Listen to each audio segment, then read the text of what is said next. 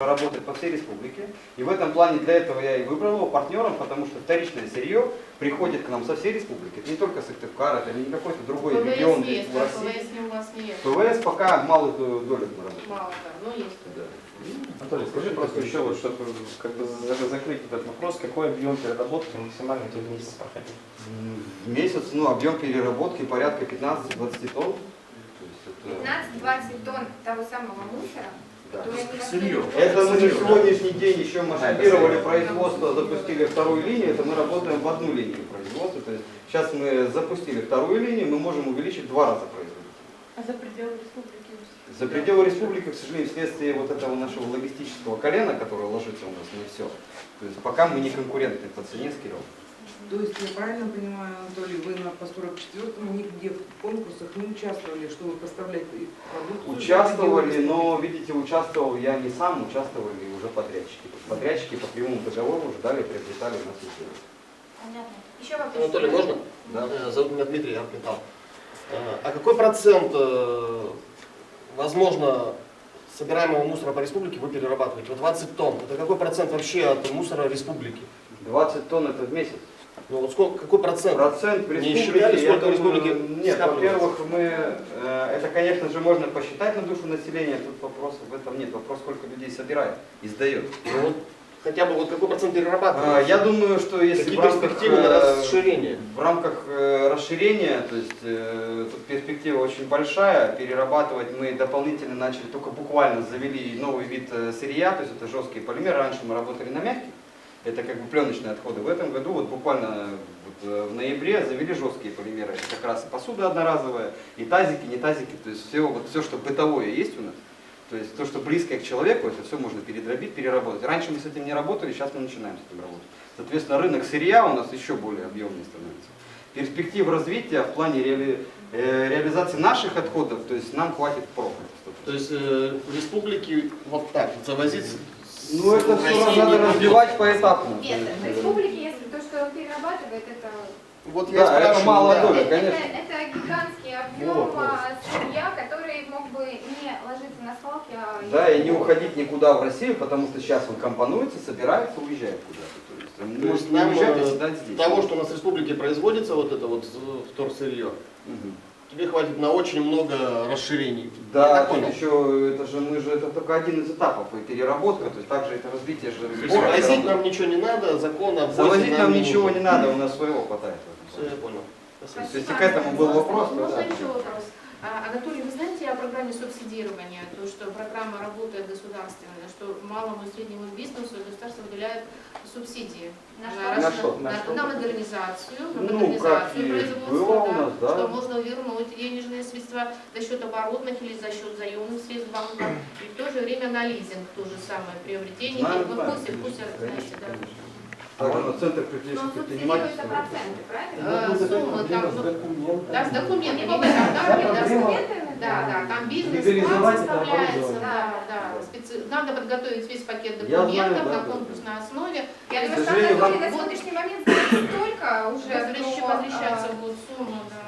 А можно, наверное, детализировать, все равно же есть какой-то бюджет определенный для субсидирования процентных ставок по лизинговым контрактам, правильно я понимаю? Какой объем? В этом году он небольшой, на самом деле, а в следующем году еще будет меньше, потому что мы уходим от невозвратных институтов, переходим в основном к возвратным институтам. Я уже на разных площадках говорил, что, я считаю, нужно поддерживать такие институты, как лизинговую компанию региональную. У нас есть, кроме агролизинга, он работает исключительно под агрохолдингом, агрохолдинг там, под агрокомплексом, это такие государственные предприятия, такая матрешка. По идее, лизинговая компания должна быть государственная, туда бюджет должен закачивать ресурсы, которые должны работать с дешевым процентом вот для таких предприятий. Но тут эта проблема в следующем. Нужно правильно легализовать это оборудование, чтобы оно стало серьезной залоговой массой для кредитов, для лизинга, для любых. Тут, наверное, если опять же обобщим проблему, то есть не только на Анатолия, а в целом на микро-малом бизнесе, у каждого начинающего бизнеса недостаточность залогового обеспечения. И это всегда. Соответственно, ставится, может быть, еще вопрос о привлечении какого-то финансирования беззалогового. Я знаю, что у микрокредитки это есть. Но там суммы достаточно маленькие, а гранты, как правило, они полностью съедаются по условиям заработной платы, которые должны выплачиваться по сотрудникам в рамках контракта грантового. Предлагайте. Давайте сначала мы соберем проблематику, да, а потом... Анатолий, спасибо. Давайте. Можно вопрос? Да. Поскольку я представляю сельский район, прочитав в газете, в журнале, значит, вашей деятельности, мы были просто удивлены, что в Республике Коми у нас начался вот процесс правильный, да, достойный процесс сегодняшнего дня. Консультант плюс, я имею в виду. Значит, и мы быстренько собрали общественный совет, поскольку районы республики у нас погрязли в мусоре, так же, как и города. Ну вот у меня вопрос. Вы, значит, этот материал вы берете в фирме ЭКО, да? Я так поняла. По районам у вас нет еще? По районам также мы работаем сообща, поэтому и с Коми-Эко-Втором мы работаем сообща. То есть в чем-то мы перерабатываем, соответственно, мы им помогаем, соответственно, и развивать сбор. А у вас район какой? Кайгородский. Но как Кайгородский у нас еще 10 районов, правильно? Я говорю не только о своей проблеме. Почему я сейчас вот даже удивлена, как так человек организовал такое великое дело, скажем так, да, дело сегодняшнего дня, и мы не можем его обеспечить финансами. Считаю, что это очень неправильно, это мнение общественности, да, и надо бы все-таки человеку дать зеленую дорогу. Это просьба от общественности. Поддержка государства обязательно. Так вообще собрать это нужда? Все понятно, все понятно. Надо давать вопросы. Нужда еще? Слава Богу, все разрешено. В этом плане все в порядке. Константин, но вообще хотелось бы понять, каким людям можно помогать, все-таки так, как надо помогать.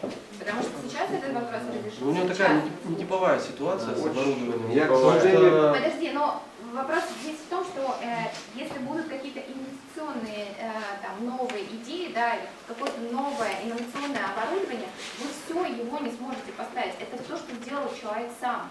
Вы его все не можете поставить. Это то самое, что Владимир Владимирович у нас предлагает развивать, а в Республике Коми это вообще невозможно, потому что это не залоговая стоимость. Поэтому, Константин Анатольевич, вот большая это внимательнее. В данном конкретном случае частично куплено, частично не куплено, но есть случаи, ведь когда человек может собрать все сам, что вы с этим делать будете? к сожалению, да, вот кулибиных очень много, и только недавно Почему, к сожалению? Не к сожалению, а к сожалению ситуация такая, что много кулибиных, которые сами что-то создают и просто не могут это развить вследствие того, что... Оформлять документально надо тогда, с комиссией, то есть вот так, подсказать надо, что специалисты подсказали. Нам надо работать, а не миллиард бумажек Я думаю, собирать. что это только один из предпринимателей, да, который вообще со своими... Ну да, А вы что, работаете, получается, на склад или как? на сегодняшний день, сейчас зимний период, у нас запущены акции сезонные.